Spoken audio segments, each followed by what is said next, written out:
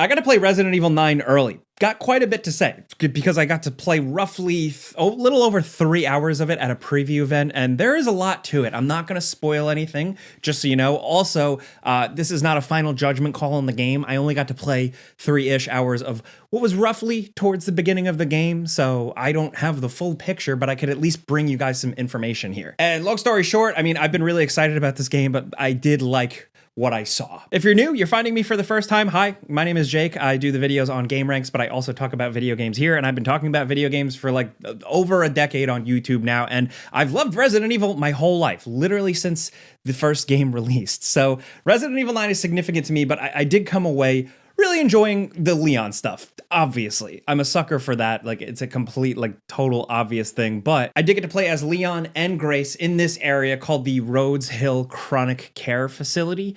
This is essentially where you saw some of the early gameplay that was revealed with Grace being chased by that, like, weird, tall, gross monster lady. It's in that facility. I'll jump right to the fun stuff, the stuff I wanted to see the most, playing as Leon and just kind of engaging in the new combat features. The game very much feels like Resident Evil 4 Remake, yes, but with a couple of added things. You're still aiming for dudes' heads, and you're aiming for their feet to down them to their knees so you can walk up and quickly do a roundhouse kick. But now that's a little bit more contextual, because if they're near a wall, he'll smash them up against the wall. If they're down but like cornered up against the wall, like he'll like kick them down, like he'll do like a curb stomp thing. So it's pretty impressively contextual, but it still maintains the feel of the Resident Evil 4 Leon gameplay totally. The only big change up is the axe, which in my experience was pretty OP. You could do a hit, or if like you kind of ready it and press the trigger, you can do kind of a bigger spin hit. The animation is a little over the top, but still distinctly Leon, and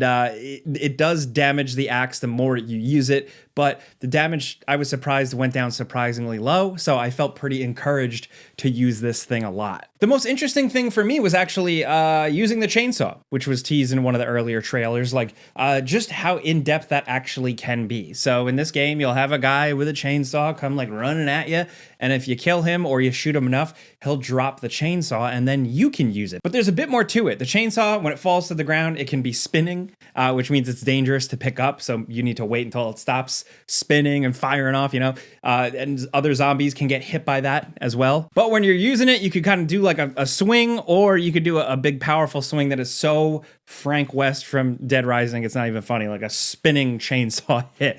But with that, you can also kind of use it as a last ditch effort when a zombie gets too close to you and bites you. So this would kind of serve in place of like when you have a knife, if you want to spend a knife to get a zombie off your back, like in previous games. Here, you can use the chainsaw, and like he catches them on the chainsaw right before they bite him, and then he pushes them away. So then there's a zombie just kind of like wandering around with the chainsaw in him, hurting him. And like if it's near a wall, it seems like it can cause more damage. Not only that, I also had a moment where the chainsaw was dropped. There was a lot of zombies around me. I was dealing with some, and I saw a zombie go over, like a different zombie, go over and pick up the chainsaw and attempt to use it itself, which is something I want to pivot to. The thing I actually found the most interesting here was the zombie stuff. In the last Resident Evil showcase, Capcom did highlight that the zombies still retain a little bit of their former selves, right? So like you see the guy flipping the light switch, a zombie cleaning lady just continuing to kind of clean, but in like a jacked up zombie state. It seemed a little silly. It seemed a little like whatever, maybe even gimmicky. And I can definitely say that sometimes it feels a little silly because you'll hear them kind of mumble and speak. But we have had all sorts of like talking creatures and like weird things in Resident Evil before, so it's whatever. But I'm glad it didn't end up being a gimmick. So there's different zombies that kind of have different attributes and different things. To rattle off a couple, there is that cleaning lady who will be cleaning something, but they will actually find and seek out blood in the environment. So like if you kill an enemy and there's a blood pile left over, I have noticed a cleaning lady go over and be like, blood, and like start cleaning it. Meaning you always have to like watch out. I also encountered like a patient that had like an IV stand, and it looked like they like were all bandaged up and stuff, and they seemed extra sensitive to noise, so you can crouch and sneak around quite a bit, but if you mess up too much, they seem like they go bananas. There's also the guy shown in the trailer. It's like a big chef with a big knife. He kind of stalks around a certain area. The light switch guy is kind of stupid. It's kind of corny, but he'll be sitting there switching the light, light up. Like he'll say that. And if you find another light switch, you can flip that switch and then he will go over to that switch to flip that one. So it's kind of your way of like manipulating him, kind of getting around him if you want to stealth. There's also some guys I encountered like in like a kind of like a bar area. There was a guy holding like a broken wine bottle and he would throw it at me. And if it didn't break, he would walk over, pick it up and try and throw it at me again. And I would dodge that usually just by pressing the crouch button. There was also, you may have seen it like the zombie in the white dress, the lady zombie like moving around. This zombie is like a singing zombie. And if she sees you, she'll do a big scream and it'll temporarily kind of stun you. The screen will get a little blurry, your accuracy will fall off a lot for a couple of seconds, it'll leave you just vulnerable enough. But that zombie in particular, I'm just saying right now, I don't want to like sound too much of a shill, but this zombie was probably like in my top 5 favorite zombies of all media. It's very slight, but there was something just so cool about the sound design around this zombie, her haunting kind of zombie moaning, singing. It had a really good kind of roller coaster, like pitchiness where it's like, hef, is it moaning? Is it crying? Is it zombie sounds? Is it beautiful? Like perfectly. And it echoes through the halls. If you don't kill this zombie and you're wandering around, you'll hear her like just trailing off and singing, and it's really cool. I just found it so spooky, so weird, so unique. And with that, with all of these zombies, at least that I encountered, it kind of formed to me what felt kind of like one of those little BioShock sub-ecosystems where you'd get to an area in the original BioShock and, you know, there'd be like the little sisters going about doing their thing, the big daddy following her, the regular enemies. Like it just kind of felt like there was a little bit of a sandbox to it with just what they would do. And that feels like that is the case with these zombies. Because like I said, you have the cleaning lady zombie that you might not realize is wandering around tracking and cleaning the blood that is left behind. I encountered a couple of points where like zombies were kind of standing next to each other, kind of interacting, but kind of in like a dumb zombie state, not really doing much. But the fact that they all had these different little attributes and they kind of moved around the environment and some of them could be manipulated just felt really interesting, felt really different. You can switch both characters, their perspectives whenever you want in the menu. You can have it default. So it's like make sure like when you switch back to a Leon sequence, it's always in third person. When you switch back to a Grace sequence, it's always in first person. I played as Grace in first person because it seems like that's what they intend and they want it to be scarier, but the option to switch to third is still really good. And I did want to switch to third during the stealth sequences. They're not really forced, but in terms of limited resources, you are going to want to sneak around some enemies, especially if you're discovering a new area or a new room for the first time.